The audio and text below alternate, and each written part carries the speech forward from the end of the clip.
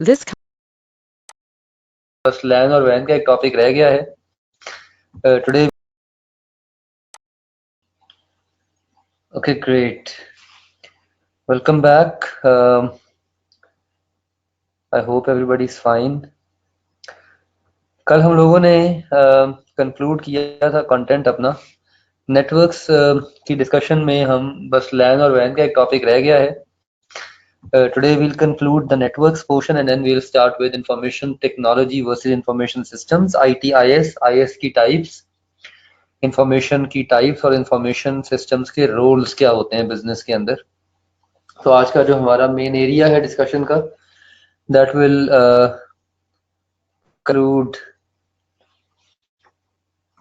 the network portion and is going to be focusing on IT versus IS. कल हमने storage devices से start किया था जनाब. This is what we discuss yesterday. Okay, fine. You can note it down. आप इसको बेशक note कर लें. हम 2 मिनट वेट कर लेते हैं. Doesn't matter. वालेकुम अस्सलाम बेटा. कल हम लोगों ने स्टोरेज डिवाइसेस को डिस्कस किया था मेनली. बड़ा इंपॉर्टेंट टॉपिक है, 4 दफ़ा आ चुका है पेपर में. और इसके बाद हम लोगों ने कल डिस्कस किया था, नहीं 2 दफ़ा आ चुका है, नॉट 4 टाइम्स, ट्वाइस. हाँ, ट्वाइस अपेयर हो चुका है. फिर इसके बाद हम लोगों ने कल नेटवर्क्स की डिस्कशन स्टार्ट कर दी थी. ठीक है, we started talking about networks.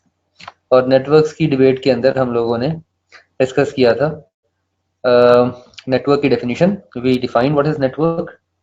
We, अल्लाह का शुक्र Naveed, perfectly fine, thank you.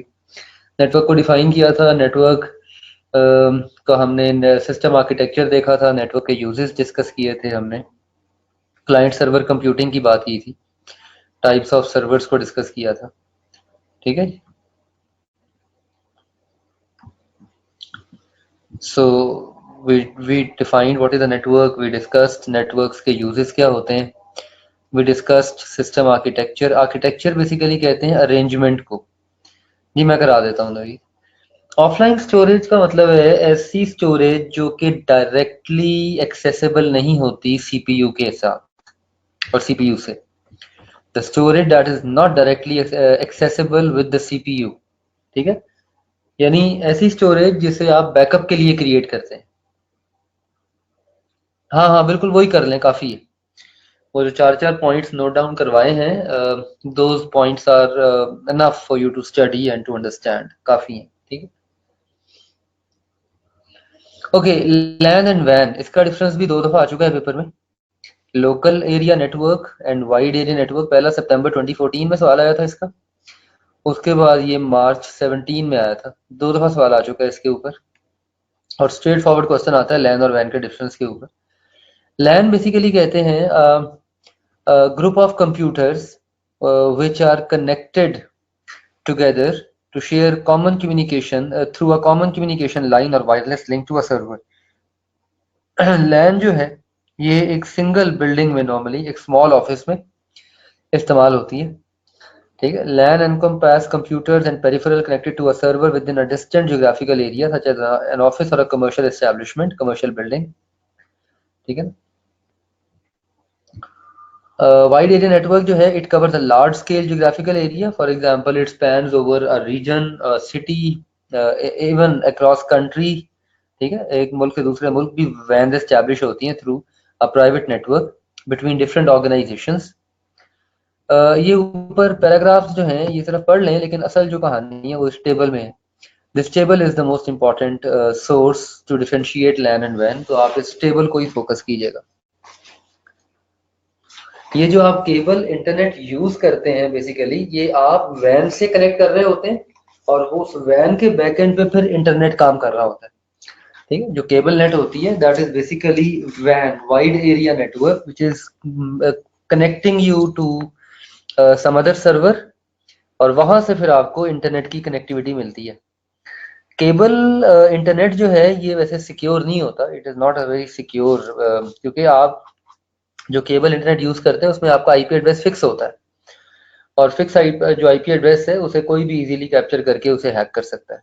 Yes, cable internet जो है इससे बेहतर है आप ये यूज किया करें ना, यूज ब्रॉडबैंड यूज किया करें। ब्रॉडबैंड जो है जैसे वतीन का ब्रॉडबैंड है, या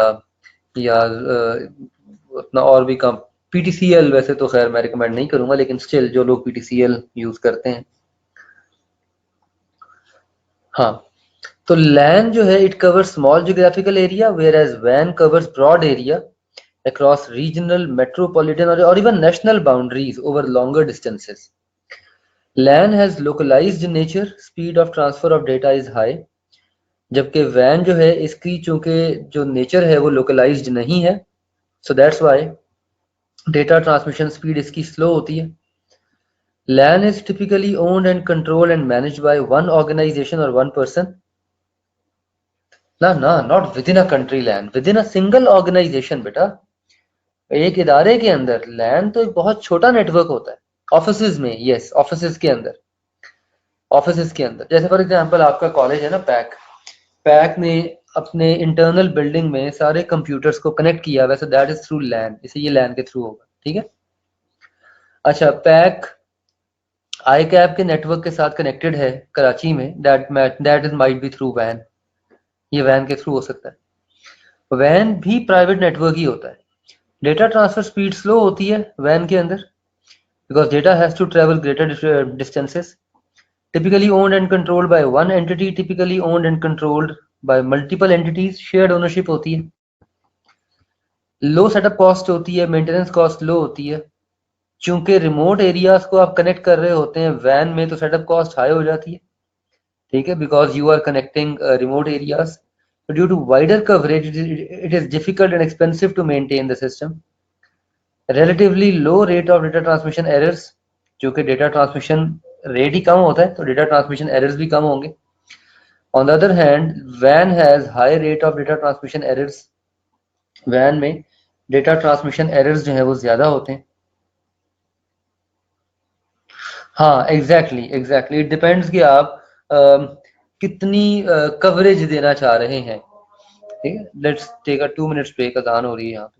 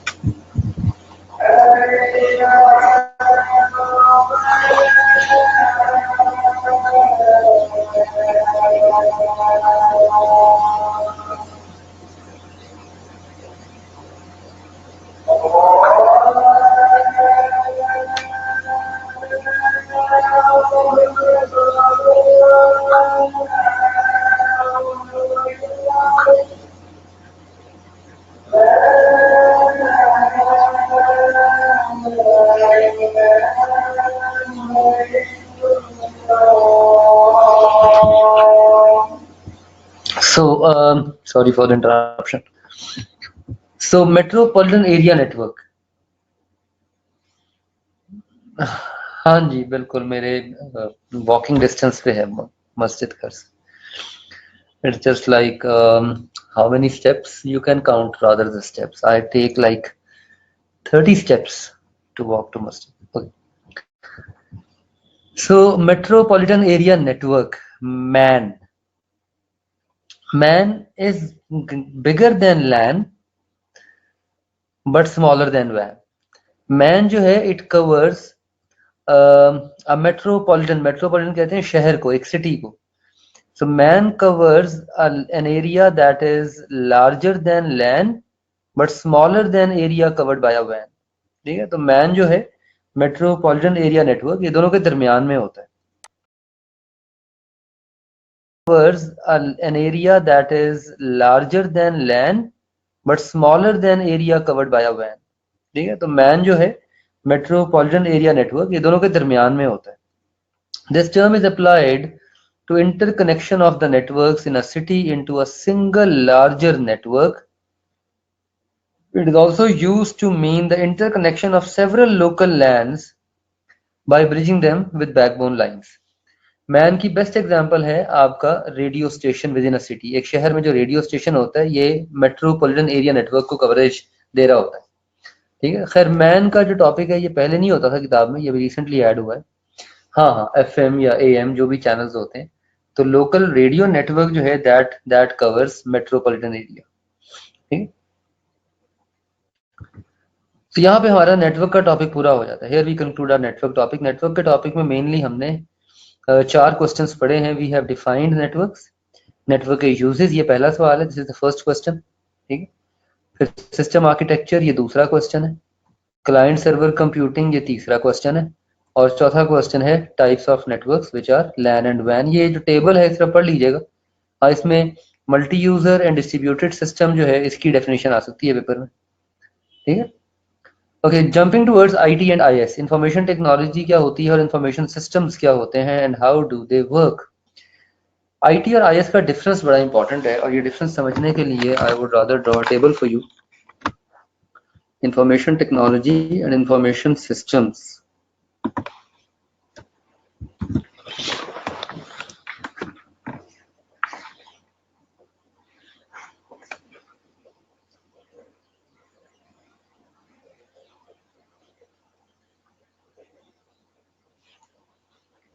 Just a minute, let me open a file.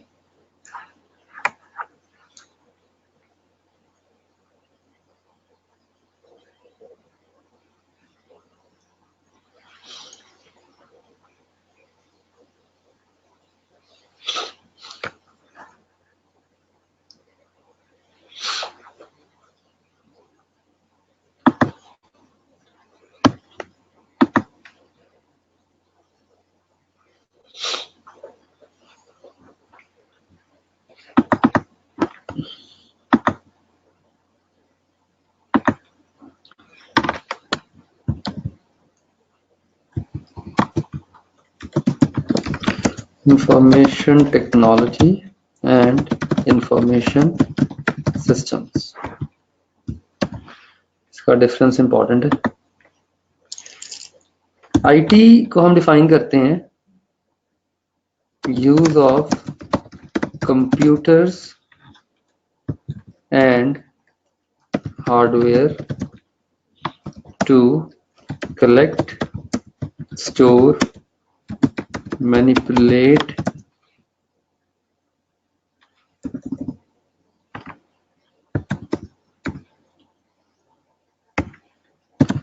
and retrieve data and information. IT का जो प्राइम पर्पस होता है ये डेटा हैंडलिंग होता है. आईटी के थ्रू आप डेटा को जनरेट करते हैं.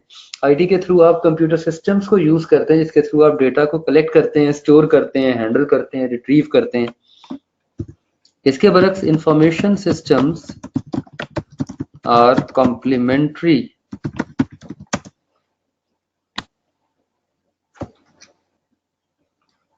Use of hardware and software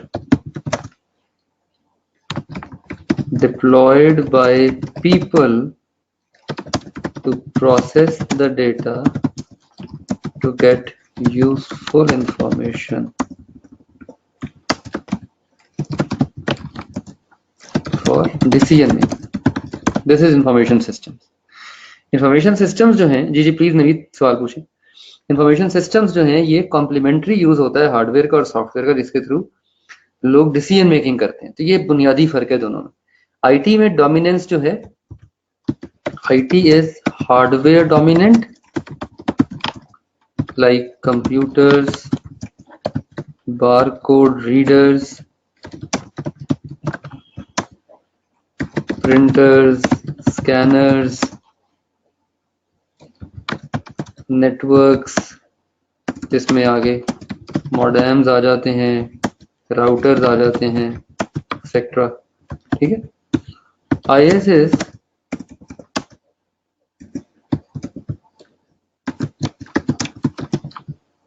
software dominant.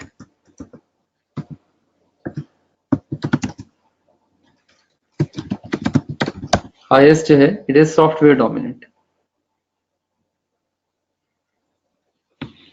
देखिए टेक्नोलॉजी जो है ना, जब हम वर्ड यूज करते हैं ना टेक्नोलॉजी का, तो टेक्नोलॉजी डायरेक्ट इंफॉर्मेशन नहीं होती। फॉर एग्जांपल अब आपका जो टीवी है, आपकी जो एलईडी है, इसकी पिक्चर क्वालिटी कितनी शार्प है, ये टेक्नोलॉजी है। ठीक है, ये टेक्नोलॉजी है। या आपका जो कंप्यूटर है फॉर एग्जांपल, ये कितना डेटा जल्दी कैप्चर करके प्रोसेस कर सकता है, ये टेक्नोलॉजी है। उसकी जो प्रोसेसिंग एबिलिटी होती है टेक्नोलॉजी की, दैट जनरेट्स इंफॉर्मेशन। टेक्नोलॉजी की जो एबिलिटी होती है ना, प्रोसेसिंग एबिलिटी होती है, दैट जनरेट्स इंफॉर्मेशन। ओके। तो आईएस के अंदर सॉफ्टवेयर डोमिनेंस होती है, लाइक प्रोग्राम्स, मॉड्यूल्स, मैक्रोज, ठीक है, एक्सेट्रा। अभी मैं इसकी आपको एग्जांपल दे के समझाता हूँ डिफरेंस। आप एक डिपार्टमेंटल स्टोर में जाते हैं और जाके आप ग्रोसरीज परचेज करते हैं और आप आगे पॉइंट ऑफ सेल सिस्टम पे आ जाते हैं, पीओएस पे आ जाते हैं, जहाँ पे वो बारकोड स्कैनिंग से आपके प्रोडक्ट्स को स्कैन करके उसकी इनवॉइसिंग करता है। ठीक है, दैट इज आईटी। वो आईटी है, वो इंफॉर्मेशन टेक्नोलॉजी है। वो क्या कर रहा है, वो डेटा को कलेक्ट कर रहा है, स्टोर कर रहा है, मैनिपुलेट कर रहा है, उसे रिट्रीव करवाएगा। अच्छा, वो उसने जो डेटा कलेक्ट किया, हाँ उसने जो डेटा कलेक्ट किया उस हार्डवेयर डोमिनेंस से, वो डेटा कहीं ना कहीं स्टोर हो गया ना किसी फाइल में, एक्सेल की फाइल में स्टोर हो गया। अच्छा, at the end of the day management ये जानने में इंटरेस्टेड है कि हमने आज कितने प्रोडक्ट सेल किए, एवरेज सेल्स पर कस्टमर क्या रही। मैनेजमेंट ये जानने में इंटरेस्टेड है कि किस प्रोडक्ट की सेल ज्यादा रही, किसकी कम रही। Now they have the data and that data is going to be processed through some software, through some decision support system or some other system, some MIS for example, और उसकी base पे जो generate होगी वो information होगी, and that information is going to help make decisions. Okay, ये concept है इसका। क्लियर हुआ? ये एग्जांपल से कुछ क्लियर हुआ? तो आईटी के अंदर डोमिनेंस होती है हार्डवेयर की, कंप्यूटर सिस्टम्स, बारकोड, क्योंकि आईटी जो है it only deals with data. IT primarily deals with data, primarily। इसका मतलब ये नहीं कि इंफॉर्मेशन का डील नहीं करती आईटी, बिल्कुल करती है, लेकिन primarily IT deal with data. IS primarily deals with information। ठीक है। Role of IT is more prominent in research and development, R&D, product development, ठीक है, डेटा हैंडलिंग। आईटी का किरदार यहां ज्यादा है। Role of IS is more prominent in, IT का किरदार यहां ज्यादा है। Role of IS is more prominent in decision making. IS का जो रोल है ज्यादा प्रोमिनेंट है डिसीजन मेकिंग। तो ये चार बुनियादी डिफरेंसेस हैं। These are the four major differences.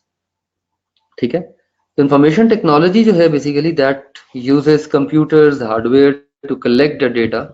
यहां से पढ़ लें। IT is the use of computers to store, retrieve, transmit, and manipulate data, or sometimes information. Sometimes, rarely, often in the context of business and enterprises. ठीक है?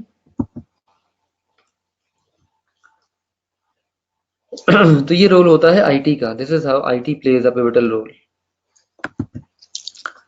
Many companies have now IT departments. बाकायदा IT के departments होते हैं.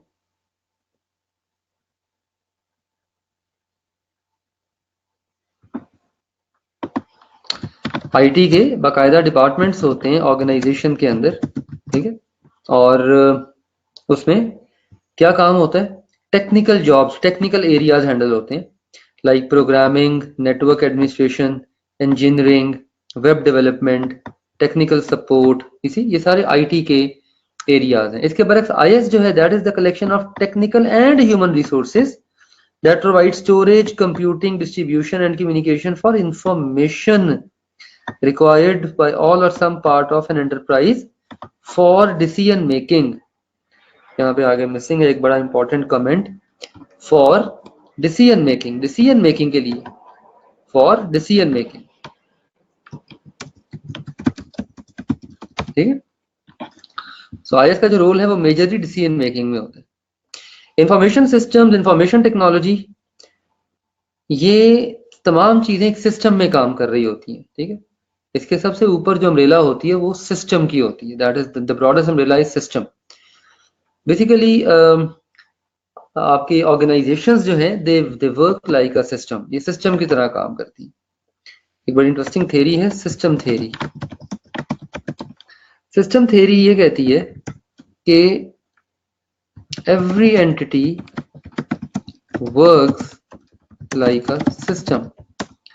जैसे information system कहते हैं ना. हाँ जी, चूंकि देखो ना, डिसीजन कौन लेगा? इंसान लेंगे ना. मशीन ने तो डेटा कलेक्ट कर दिया, मशीन ने तो आपको डेटा जो है वो प्रोसेस कर दिया, लेकिन अब जो अल्टीमेट डिसीजन मेकिंग करेगा वो कौन करेंगे? वो तो लोग ही करेंगे ना.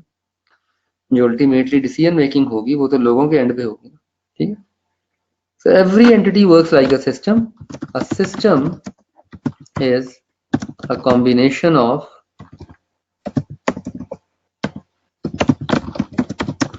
interrelated components where working of one component affects working of the other.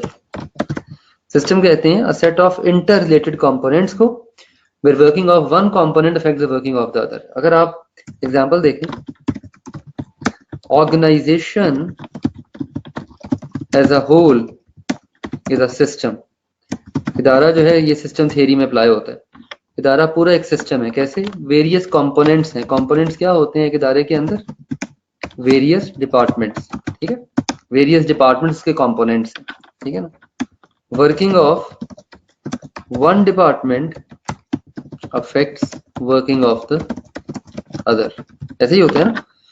Marketing वाले क्या काम कर रहे हैं, इसका इम्पैक्ट प्रोडक्शन पे आएगा. प्रोडक्शन वाले क्या काम कर रहे हैं, इसका इम्पैक्ट सेल्स पे आएगा. सेल्स वाले क्या काम कर रहे हैं, इसका इम्पैक्ट जो है वो आपके अकाउंटिंग एंड फाइनेंस डिपार्टमेंट पे आएगा. ठीक है ना. इसे कहते हैं सिस्टम. हर सिस्टम के कुछ ऑब्जेक्टिव्स होते हैं. खैर ये सिस्टम थ्योरी यहाँ पे ये वाला पोर्शन मिसिंग है. सिस्टम ऑब्जेक्टिव से पहले सिस्टम का पता होना चाहिए कि सिस्टम क्या होता है. तो सिस्टम थ्योरी पहले किताब में होती थी, पता नहीं क्यों यहाँ से या मिस कर गया है ये ऑथर, या क्यों नहीं यहाँ डाली. खैर, so सिस्टम थ्योरी कहते हैं कि every entity works like a system. A system is a combination of interrelated component where working of one component affects the working of the other component. Example of system include organization as a whole where the different components are the departments. हर system के अपने objectives होते हैं. जैसे अगर आप गौर फरमाएं, अगर हम यहाँ बात करें ऑर्गेनाइजेशन की, तो ये जो सिस्टम ऑब्जेक्टिव्स हैं बेसिकली ये बिजनेस सिस्टम की बात हो रही है कि बिजनेस सिस्टम के ऑब्जेक्टिव्स क्या हो सकते हैं. What might be the objectives of a business system? तो business system के अंदर generate reasonable financial return to shareholders, ये objective है. Maintain high market share, increase productivity annually, offer up-to-date product range for high quality and reliability, acknowledge social responsibility, grow and survive autonomously. अगर आप गौर फरमाएं तो ये सारे objectives जो हैं ये डिफरेंट डिपार्टमेंट्स के नहीं है. फॉर एग्जांपल पहला ऑब्जेक्टिव जो है ये अकाउंट्स एंड फाइनेंस डिपार्टमेंट का. दूसरा ऑब्जेक्टिव जो ऑब्जेक्टिव है ये मार्केटिंग डिपार्टमेंट का है. तीसरा ऑब्जेक्टिव और चौथा ऑब्जेक्टिव जो है ये प्रोडक्शन डिपार्टमेंट के। पांचवा जो ऑब्जेक्टिव है ये आपके CSR डिपार्टमेंट का है, कॉर्पोरेट सोशल रिस्पॉन्सिबिलिटी डिपार्टमेंट। इसी सो हर ऑब्जेक्टिव तो सिस्टम जो है बेसिकली हर बिजनेस एक सिस्टम की तरह काम कर रहा होता है और हर सिस्टम के अंदर कुछ कंट्रोल्स होते हैं जिन्हें हम कंट्रोल सिस्टम्स कहते हैं। Every system is managed through a set of controls. Remember, दुनिया में कोई भी सिस्टम बगैर कंट्रोल के काम नहीं करता। दुनिया में कोई भी सिस्टम जो है वो बगैर कंट्रोल के काम नहीं करता। हर सिस्टम एक सर्टेन कंट्रोल्स के तहत काम करते हैं। आपका मोबाइल फोन है फॉर एग्जांपल, ये भी एक सिस्टम है ना आपका मोबाइल फोन। अब इसके अंदर एक कंट्रोल लगा हुआ है। वो कंट्रोल क्या है कि for example battery usage measure करता है आपके मोबाइल यूजेज की बेस के ऊपर, ठीक है ना। आप जितना ज्यादा मोबाइल यूज करेंगे उतनी बैटरी यूज होगी। इसके अंदर एक कंट्रोल सिस्टम लगा हुआ है। तो कंट्रोल सिस्टम बेसिकली एक सिस्टम ऑफ डिवाइसेस और सेट ऑफ डिवाइसेस है जो कि मैनेज करता है कमांड्स को और रेगुलेट करता है एक सिस्टम के बिहेवियर को। सिस्टम के बिहेवियर को रेगुलेट करता है, ठीक है ना। कंट्रोल सिस्टम का पर्पस ये होता है to regulate behaviours of systems to achieve desired results. Control system को आप आसान अल्फाज में कह सकते हैं, control systems are set of devices that regulate behavior of systems to achieve desired results। आपका जो कंप्यूटर है ये भी एक सिस्टम है, that is also a system. इसके अंदर भी कंट्रोल सिस्टम्स लगे हुए। आप जब सीपीयू, जब आप अपने कंप्यूटर को ज्यादा एग्जॉस्ट करते हैं तो उसका जो सीपीयू का जो फैन है वो हीट को कंट्रोल करता है, दैट्स अ कंट्रोल सिस्टम, ठीक है। कंट्रोल सिस्टम दो किस्म के होते हैं, open loop control and close loop control system. Open loop control system वो होता है जो इनपुट ड्रिवन होता है, takes input under consideration and does not react on the feedback to obtain the output. इसकी एग्जांपल क्या है? Open loop and close loop दो। पहले कंट्रोल सिस्टम की समझ आ गई डेफिनेशन, ब्रॉडली सिस्टम समझ आ गया। सिस्टम थ्योरी क्या होती है? सिस्टम थ्योरी होती है that every entity works like a system. A system is defined as a set of interrelated components where working of one component affects the working of the other. Her system के अपने कुछ objectives होते हैं जो system की performance को drive करते हैं, डिफाइन करते हैं। Every system has a set of objective that define and drive the system. System के अंदर कंट्रोल सिस्टम पाए जाते हैं। कंट्रोल सिस्टम जो होते हैं they are set of devices और they are system of devices that regulate or that manage behavior of systems to achieve desired results। System के behaviors को रेगुलेट करते हैं डिजायर्ड रिजल्ट को अचीव करने के लिए। दो किस्म के होते हैं, open loop and close loop control system. Open loop control system input driven होता है और close loop control system output driven होता है। ओपन लूप कंट्रोल सिस्टम जो है दैट इज इनपुट ड्रिवन, ठीक है। Open loop control system is input driven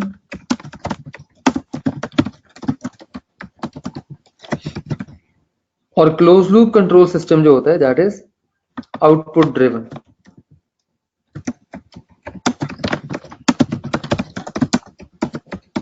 close loop control system is output driven. अब ये इनपुट ड्रिवन और आउटपुट ड्रिवन की क्या कहानी है? आपके शहरों में जहां जहां आप लोग रहते हैं सिग्नल लाइट्स लगी हुई है ना, टाइमर्स वाली, जिसपे टाइम चल रहा होता है, जिसपे टाइम चल रहा होता है ना। अब तो हर शहर में लग गई है ना कि जैसी सिग्नल लाइट ग्रीन होती है, हाँ ट्रैफिक सिग्नल, जैसी सिग्नल लाइट ग्रीन होती है साथ ही उसका टाइमर चल पड़ता है, जैसे रेड होती है साथ ही टाइमर चल पड़ता है, ठीक है। अब वो जो प्रीसेट सिग्नल लाइट्स हैं that is an example of open loop control system. Traffic का बहाव जितना मर्जी है, जो टाइमर सेट हुआ हुआ है सिग्नल लाइट के ऊपर उसने उस टाइमर पे सिग्नल को रेड कर देना है। इसका मतलब है कि सिस्टम जो है वो इनपुट ड्रिवन है, यानी जो आपने इनपुट दे दी है सिस्टम को, जो आपने सिस्टम को इनपुट दे दी है, सिस्टम ने उस इनपुट के ऊपर चलना है। It is not going to react to any feedback to obtain the output, ठीक है। आउटपुट को नहीं लेगा, इसलिए वैसे नॉन फीडबैक कंट्रोल सिस्टम भी कहते हैं। इसके बरक्स जी मैं बता ऑपरेट कैसे होते हैं। सिंपल यार, एक मशीन है ना, एक मैकेनिज्म है ना, एक सिंपल मैकेनिज्म है। उस मैकेनिज्म में आपने टाइमर सेट कर दिया, अब वो टाइमर ने ऑपरेट करना है। जैसे फॉर एग्जांपल आपका let's say automatic washing machine है। ऑटोमेटिक वॉशिंग मशीन में जब आपने टाइमर सेट कर दिया है, अब उसने उस टाइम पे ऑटोमेटिकली बंद हो जाना है, ठीक है। हाँ, नो इफेक्ट ऑफ आउटपुट और environment on it, yes. Open loop control system environment से ड्राइव नहीं होता या कंडीशनड नहीं होता। अच्छा, अब आजकल जैसे लाहौर में ऐसे कुछ रोड्स पे ऐसे सिग्नल उन्होंने इंस्टॉल कर दिए हैं जो ट्रैफिक के फ्लो को सेंस करके अपनी टाइमिंग एडजस्ट कर लेते हैं।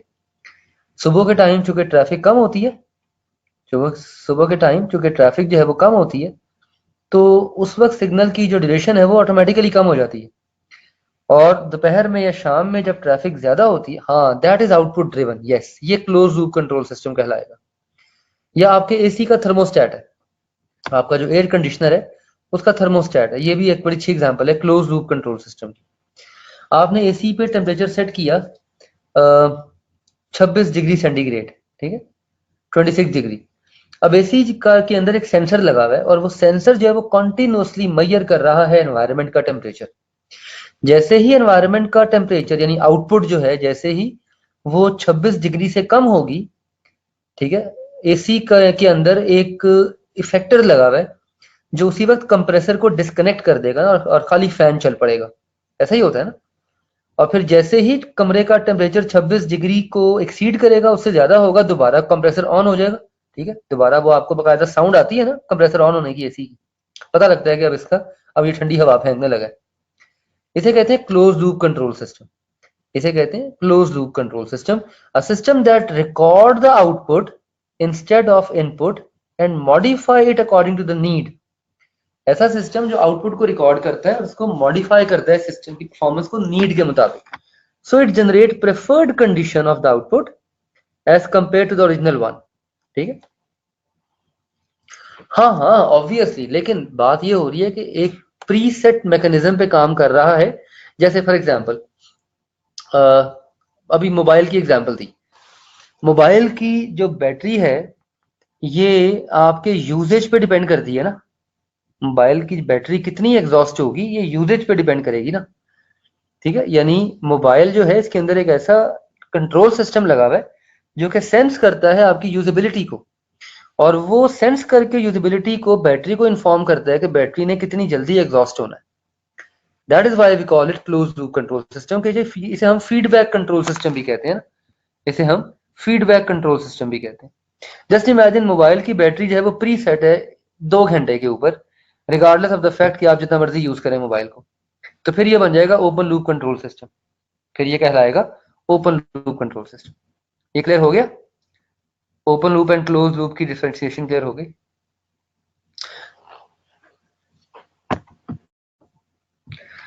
सो की डिफरेंस क्या है दोनों के अंदर?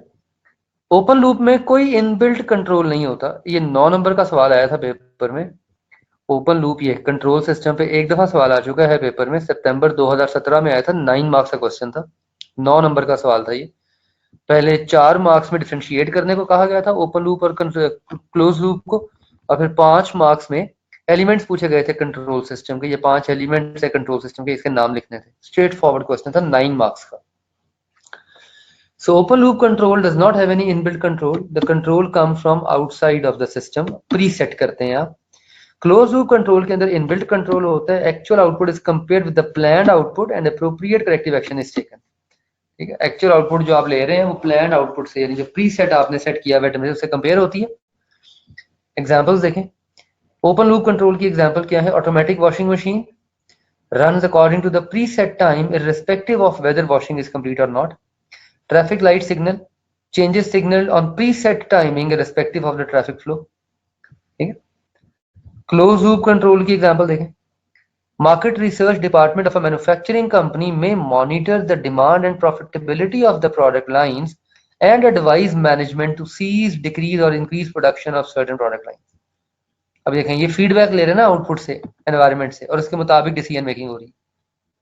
एयर कंडीशनर की एग्जांपल ले लें। Air conditioner function depending upon temperature of the room. ये भी क्लोज लूप कंट्रोल है। दो एग्जांपल्स बड़ी हैं। ये एक ही एग्जांपल है बेसिकली। ये बुलेट, ये वाला भी काट दें, ये वाला बुलेट भी काट दें, ये भी उसने बुलेट सेट किए हैं। एग्जांपल एक एक। तो इसमें टोटल आपके सामने 4 एग्जांपल्स हैं, ठीक है। 2 बहुत हैं आपके लिए। इसे कहते हैं control system, open loop and close loop control system. Types of information systems की टाइप्स क्या होती हैं? बस ये टाइप्स डिस्कस करके आज कंक्लूड करेंगे, रोज इंशाल्लाह कल पढ़ेंगे। इंफॉर्मेशन सिस्टम की 3 टाइप्स होती हैं, स्ट्रेटेजिक, टैक्टिकल एंड ऑपरेशनल। बड़ा आसान सा सवाल है, ये सवाल भी 2 दफा आ चुका है पेपर में। एक दफा तो ये भी रिसेंटली आया था, इंफॉर्मेशन की टाइप्स, और इससे पहले ये वाला क्वेश्चन मार्च 2016 में आया था। ये क्वेश्चन 2 दफा आ चुका है पेपर में। इंफॉर्मेशन की 3 टाइप्स होती हैं। ऑपरेशनल इंफॉर्मेशन वो होती है जो कि जूनियर लेवल मैनेजर्स यूज करते हैं, which is concern with the daily routine task and daily activities. जैसे for example taking orders, paying bills, selling products, जो आपकी रोजमर्रा की इंफॉर्मेशन होती है, जो रोज बरोज जनरेट होनी होती है। इस इंफॉर्मेशन को डील करने के लिए हम ट्रांजैक्शन प्रोसेसिंग सिस्टम यूज करते हैं, टीपीएस यूज करते हैं। टीपीएस पे हम अभी इंशाल्लाह कल बहुत लंबी चौड़ी डिबेट करेंगे। ये आगे आ रहा है टीपीएस, टीपीएस पे हम लंबी डिबेट करेंगे। ऑपरेशनल लेवल इंफॉर्मेशन को हैंडल करने के लिए हम टीपीएस इस्तेमाल करते हैं। तो टीपीएस बेसिकली डेटा को कलेक्ट करता है, डेली बेसिस पे रूटीन वर्क्स के ऊपर डेटा को हैंडल करता है। टीपीएस का एक यूजर इंटरफेस होता है, यानी इसकी एक स्क्रीन होती है, एक फॉर्म होता है, कुछ फील्ड्स ऑफ इनपुट होती हैं, यूजर डेटा इसमें डालता है। टीपीएस डेटा को स्टोर करता है, अरेंज करता है in a format that can be processed by other information system for decision making. So TPS का पर्पस सिर्फ ऑपरेशनल लेवल इंफॉर्मेशन को कैप्चर करना होता है। टीपीएस का प्राइम पर्पस जो है that is just to capture operational level information. More than 90% of the data for the information systems are collected by TPS. TPS के थ्रू आप किस किस्म की रिपोर्ट जनरेट कर सकते हैं? Daily report of sales, daily customer complaints, daily absent rate of employees. ठीक है। A very common example of TPS is electronic point of sale system. ये सवाल भी आ चुका है अलग से पेपर में, ईपीओएस। ये 4 नंबर का सवाल आया था पेपर में। Electronic point of sale system पे क्वेश्चन आया था पेपर में, 4 नंबर का सवाल, 3 नंबर का सवाल था। ये क्वेश्चन आया था इनपुट डिवाइसेस में से, ये क्वेश्चन नंबर 10 का पार्ट बी था मार्च 2017 में। मार्च 17 में it was question number 10 part B. March 17 में ये था क्वेश्चन। ये identify 4 advantages of electronic point of sale system for a supermarket which has high rate of daily sales turnover. 3 number का सवाल था। ईपीओएस का पर्पस क्या होता है और ईपीओएस के बेनिफिट्स क्या होते हैं? ईपीओएस कहते हैं electronic point of sale system. नहीं, ये जो आपकी इस किताब में जो एग्जांपल्स दी गई हैं, ये एग्जांपल्स बेसिकली पास पेपर क्वेश्चंस ही हैं बेटा। ये जो आपकी किताब में एग्जांपल्स दी गई हैं, ये आपके पास पेपर क्वेश्चंस हैं। ठीक। ईपीओएस ट्रांजैक्शंस को क्विकली प्रोसेस करता है। EPOS risk of human errors को कम कर देता है। ईपीओएस से आप अप टू डेट इन्वेंट्री के रिकॉर्ड्स निकाल सकते हैं। ईपीओएस से आप डेबिट एंड क्रेडिट पेमेंट कर सकते हैं गुड्स की। अब तो ये दौर आ गया है कि आपका जो मोबाइल फोन सिग्नल है यही आपका वॉलेट है, और मोबाइल फोन सिग्नल से आप पे कर देते हैं। कस्टमर्स आइडेंटिफाई होते हैं मोबाइल फोन सिग्नल से और पेमेंट हो जाती है। ईपीओएस जो है it provide accurate reporting of sales. ठीक है।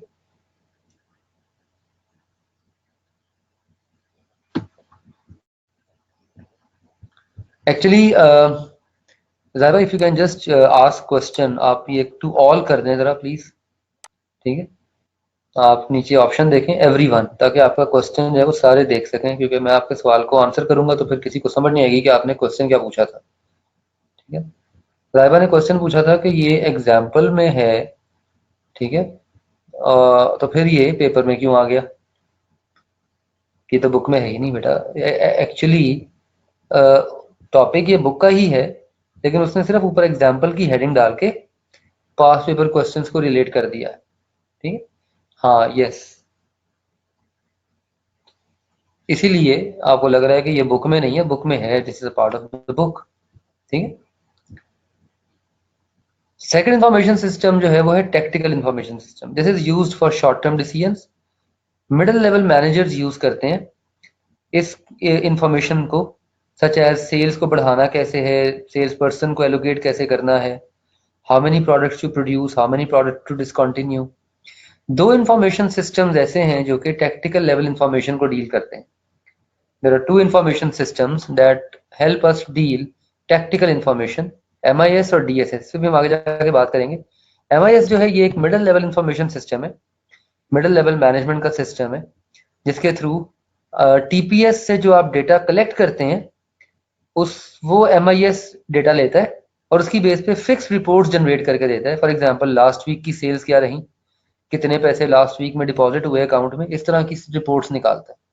ठीक है, ये टेक्निकल लेवल पे किस किस्म की इंफॉर्मेशन हमें चाहिए होती है, data of competitors.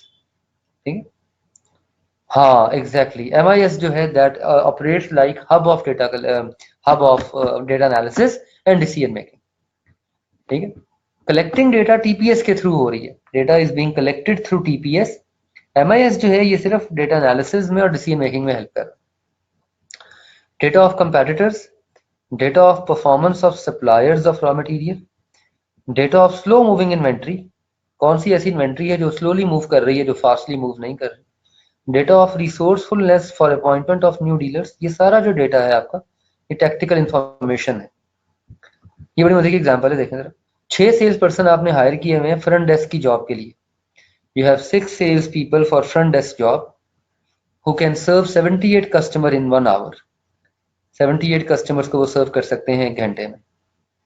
Last week की MIS रिपोर्ट के मुताबिक आपने देखा कि 89 कस्टमर्स जो हैं they are coming to store per hour. इसका मतलब है कि कस्टमर सर्विसेज जो है वो एफिशिएंट नहीं है, customers might have to wait in the queue. ठीक है, तो अब दिस टाइप ऑफ, तो अब आपको ये स्लो मूविंग इन्वेंट्री बेटा वो होती है जो रैपिडली सेल नहीं हो रही होती। जैसे फॉर एग्जांपल एक रिटेल आउटलेट में सैकड़ों किस्म के प्रोडक्ट्स होते हैं ना, कुछ प्रोडक्ट्स रैपिडली बिकेंगे, कुछ प्रोडक्ट्स की बिकना जो है वो थोड़ा स्लो होगा, इसे स्लो मूविंग इन्वेंट्री कहते हैं। ठीक है, तो 89 कस्टमर्स पर आवर सर्व करने हैं, तो क्या किया जाए कि सेल्स के लोगों की एफिशिएंसी बढ़ाई जाए। This type of decision can be taken through DSS, decision support system आपको इस किस्म के डिसीजन में हेल्प कर सकता है। ठीक है ना, point of sale, point of sale increase कर दें, माइट बी, हाँ। EIS, एग्जेक्टिव सपोर्ट सिस्टम या एग्जेक्टिव इंफॉर्मेशन सिस्टम, ESS भी कहते हैं, EIS भी कहते हैं।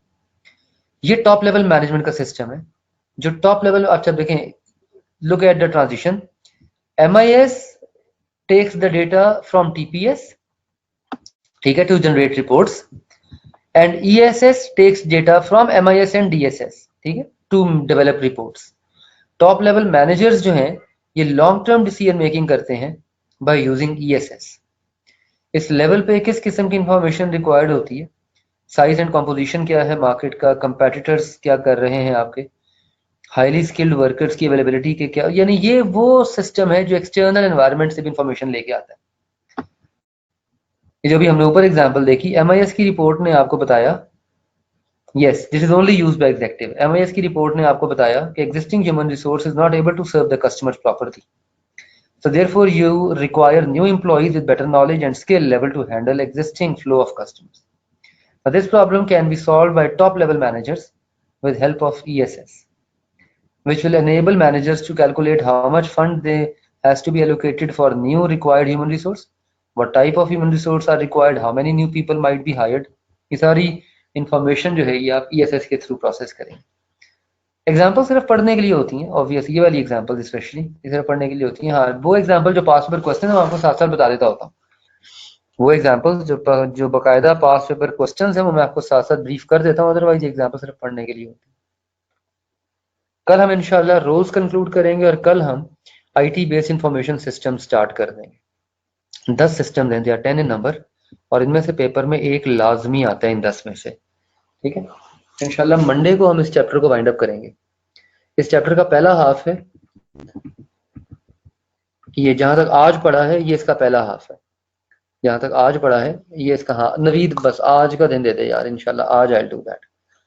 जहां तक आज हमने पढ़ा है इसका पहला हाफ है, इसका टेस्ट आपका इस वीकेंड पे स्केड्यूल्ड है, इसका टेस्ट आपका इस वीकेंड पे स्केड्यूल्ड है। अच्छा, जेबा ने एक क्वेश्चन किया था, जेबा जरा please put your question again. उस वक्त वो बाकी लोगों ने शायद नहीं देखा था आपका सवाल, जरा दोबारा पूछना question, I may answer it.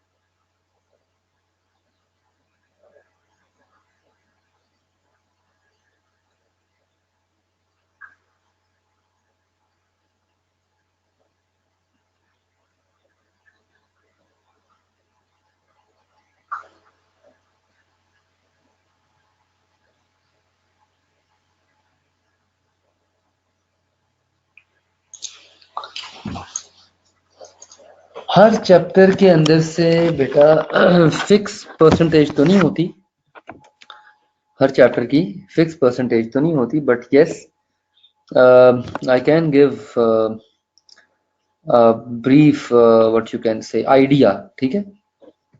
For example अगर मैं यहीं पे लिखूं आपके पास, तो चैप्टर नंबर 1 जो है, it contributes in the examination up to 12 to 14 marks. Chapter number 2 जो है, it contributes again up to 12 to 14 marks, ठीक है, इन दोनों के बराबर होते हैं।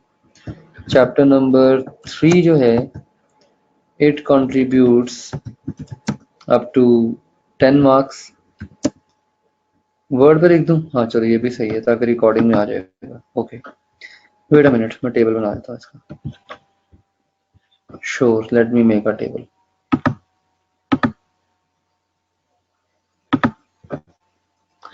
ओके जी, यहाँ लिख लेते हैं चैप्टर्स, यहाँ लिख लेते हैं मार्क्स कंट्रीब्यूशन, ठीक है।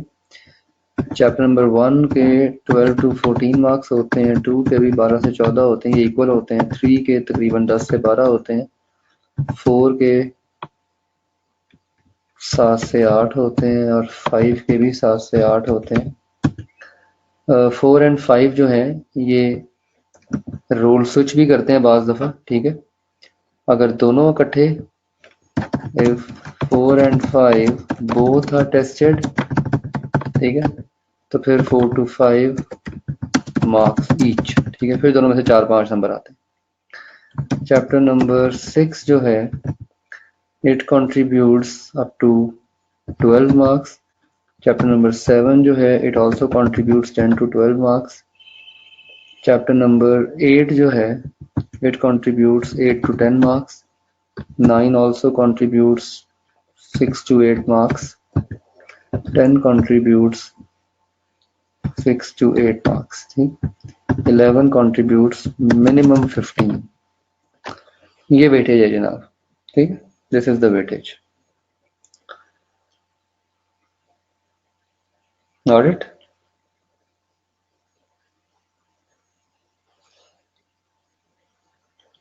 चल ठीक है जी, कल इंशाल्लाह फिर कंटिन्यू करते हैं। अल्लाह हाफिज, थैंक यू, खुदा हाफिज, जज़ाकल्लाह, थैंक यू। जी जी बेटा, हसनैन साहब सारे ही करने हैं, चैप्टर कोई मिस नहीं करना है, इंशाल्लाह आपने सारे ही करना है।